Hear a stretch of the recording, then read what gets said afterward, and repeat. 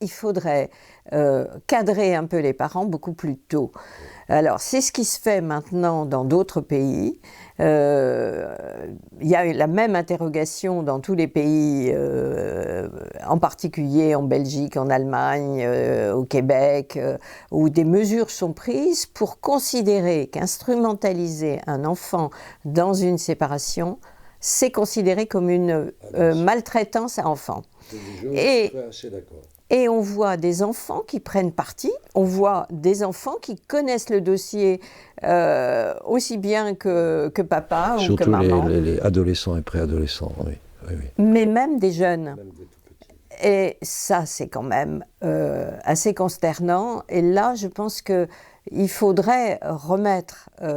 D'abord, alors, il y avait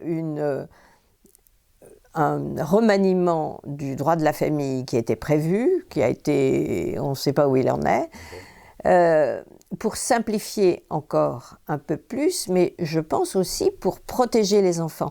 Or, c'est un petit peu comme si on avait...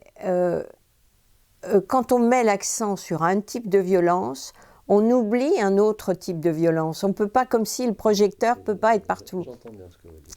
Et on s'inquiète actuellement des violences, à juste titre, hein, on s'inquiète des violences faites aux enfants, des situations d'inceste, on s'inquiète d'un certain nombre de la violence physique, mais cette instrumentalisation des enfants, on la laisse de côté parce que, au fond, ça fait partie de ces violences invisibles qui, on tente à penser que c'est pas si grave.